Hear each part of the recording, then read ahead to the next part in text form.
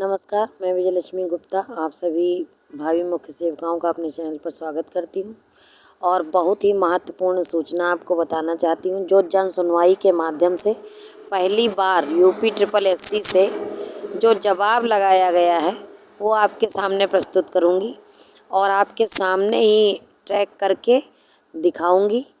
तो आइए शुरू करते हैं। मोबाइल नंबर हम डाल रहे हैं।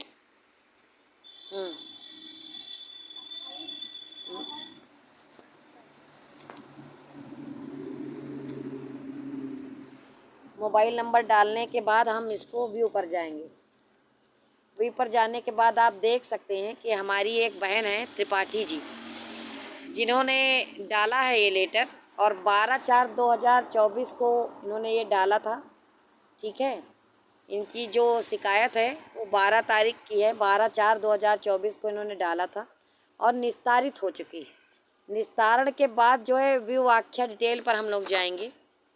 यहाँ पर आप देखेंगे कि संदर्भ का प्रकार अंतरित है। आदेश देने वाले अधिकारी अरविंद मोहन जी हैं, जो उप सचिव मुख्यमंत्री कार्यालय में हैं। देखिए, जो वहाँ मुख्यमंत्री कार्यालय में माननीय संजय प्रसाद जी थे, लेकिन ये उप सचिव हैं माननीय अरविंद मोहन जी, और इन्होंने आदेशित किया है 9/4/2024 को। ठीक है, तो जो मैंने पहले डेट बताई है 12/4 को आदेश लगा, मतलब जो भी है जवाब विभाग द्वारा लगाया गया और 9/4/2024 को इन्होंने आदेशित किया था और अधिकारी को प्रेषित किया है। किसको सचिव उत्तर प्रदेश अधीनस्थ सेवा चयन आयोग को इन्होंने प्रेषित किया था।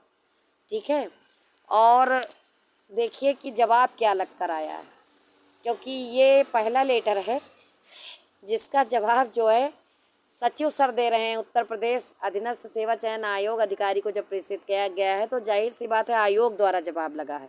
यही खास है इस लेटर में। आख्या लगी है लंबी चौड़ी, हम आपको दिखावेंगे। देखिए, आख्या पहले लोड हो रही है, देख लीजिए। ये आख्या लगाई गई लंबी चौड़ी 2 पेजों में। ठीक, एक ये पहला पेज है, जूम कर रहे हैं, देख लीजिए। और इसका नेक्स्ट पेज ये है, देखिए ये बचा कुचा। ठीक है, तो इसको हम फिर से प्रीवियस पेपर में लेके जाके और आपको पढ़ के सुनाते हैं कि क्या लगाया गया है। ध्यान दीजिएगा। हमारी बहन जो हैं त्रिपाठी जी, उन्होंने लिखा था, उनका मतलब पूरा इसमें दिया गया है। 25 अप्रैल 2024 को ये जवाब लगाया गया है, 25 तारीख को। ठीक है, यहाँ पर दिनांक भी दी गई है। यहाँ देखिए पहले क्या है कि जो शिकायत प्रकोष्ठ में शिकायत पहुंची है और प्रेषक उप सचिव नोडल अधिकारी IGRS उत्तर प्रदेश अधीनस्थ सेवा चयन आयोग पिकअप भवन गोमती नगर लखनऊ सेवा में उप सचिव मुख्यमंत्री कार्यालय उत्तर प्रदेश शिकायत प्रकोष्ठ। समझ गए? यानी कि शिकायत जब UP SSSC पहुंची है, फिर वहां से उप सचिव जी को मुख्यमंत्री कार्यालय में इन्होंने जवाब दिया है। जवाब क्या दिया है देखिए पहले इसको ध्यान से। जवाब दिया गया है काफ़ी डिटेल में।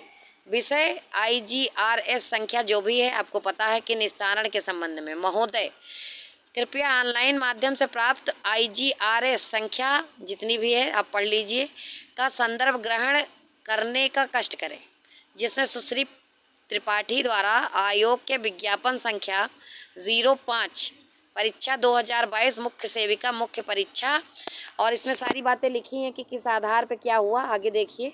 उक्त के क्रम में संबंधित अनुभाग से प्राप्त आख्या के क्रम में बिंदु 1 व 2 में अवगत कराना है कि बाल विकास सेवा एवं पुष्टाहार उत्तर प्रदेश लखनऊ द्वारा मुख्य सेविका के कुल 2693 पदों पर चयन है तो आयोग को अधियाचन उपलब्ध कराया गया था। ठीक, जिसके आधार पर आयोग द्वारा विज्ञापन संख्या 05 परीक्षा 2022 मुख्य सेविका मुख्य परीक्षा प्रकाशित किया गया विज्ञापन। ये सब तो आप जानते हैं। प्रश्नगत विज्ञापन के संबंध में याचिका द्वारा माननीय उच्च न्यायालय इलाहाबाद में रीट याचिका दायर कर दी गई 12/924/2022 अनीता सिंह तथा अन्य बनाम उत्तर प्रदेश राज्य तथा अन्य योजित की गई। ठीक है, उक्त रीट याचिका में दिनांक 13/12/2023 को हुई सुनवाई में प्रश्नगत विज्ञापन के अंतर्गत विज्ञापित मुख्य सेविका पद, ठीक है। मुख्य सेविका पद पर चयन हेतु प्रतिवादी संख्या 4 उत्तर प्रदेश अधीनस्थ सेवा चयन आयोग द्वारा परिणाम नहीं घोषित करने का अंतरिम आदेश पारित किया गया है। माननीय उच्च न्यायालय द्वारा पारित आदेश का मुख्य अंश निम्नवत है।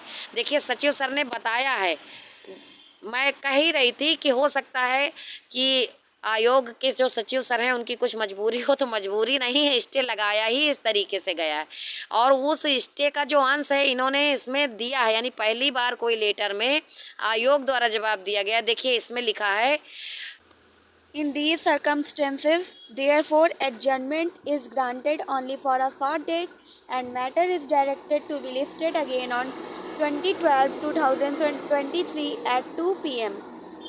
Fifth है, in the meantime, the compliance affidavit shall be filed in respect of the last order passed by this court and further the fourth respondent, namely UP Subordinate Services Selection Commission, UP Lucknow, shall not be declaring results in respect of the selection held for the post of Mukhya Sevika pursuant to advertisement in question.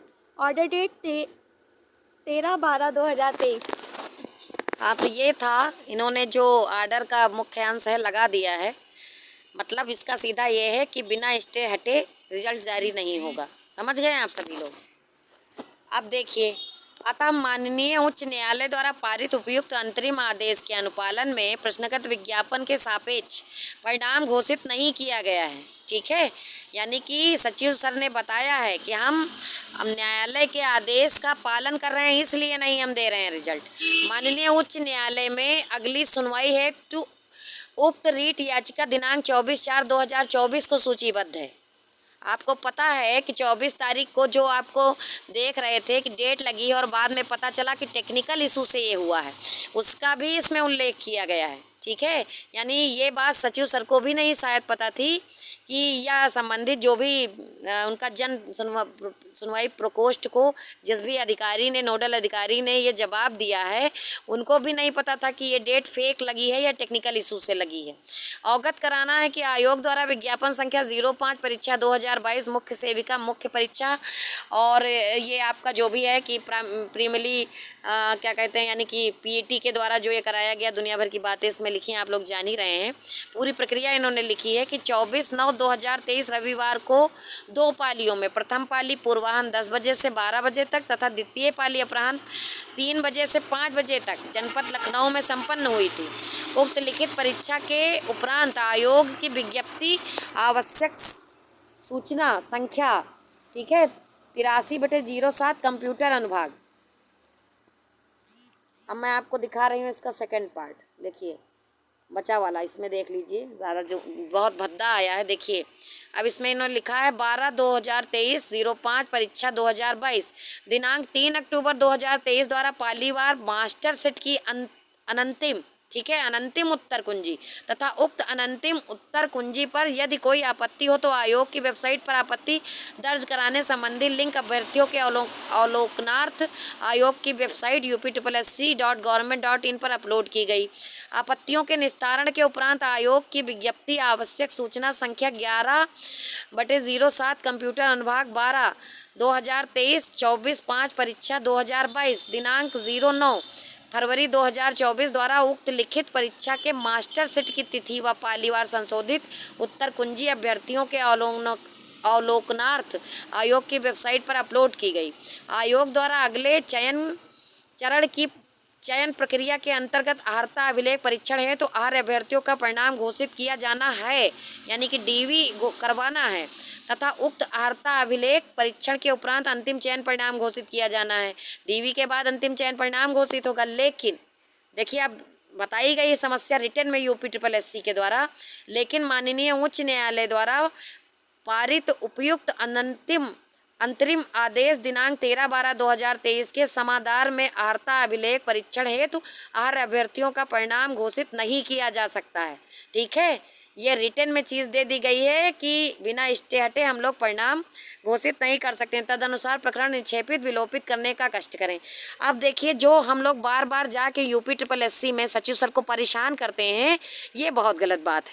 अब इन्होंने return में दे दिया और return में कोई झूठ नहीं बोलता है, वो एकदम सही बता दिए हैं। कि स्टे जब तक हटेगा नहीं वो देंगे नहीं। बात मेरी समझिए, क्योंकि अगर वो रिजल्ट दे देते हैं बिना स्टे हटे तो माननीय उच्च न्यायालय की अवहेलना हो जाएगी, समझ रहे हैं। और मैं बता रही हूँ कि ऐसा नहीं है कि सरकार आपकी भर्ती कराने के लिए गंभीर नहीं है। लेटर, ट्विटर और दुनिया भर की चीज़ों का फर्क पड़ रहा है। बार बार सरकार जो है आदेशित कर रही है, कभी बाल विकास पुष्टाहार विभाग को और कभी जो है UPSSC को। लेकिन ये बताओ, दर्द जहाँ है दवा वहीं तो लगा दी है। कोर्ट में स्टे हुआ है, माननीय जज महोदय ने स्टे दिया है और कोर्ट में याची पक्ष ने जैसे अब जो भी पहले से रीट दायर किया है तो उसके हित को देखते हुए उन्होंने स्टे दे दिया।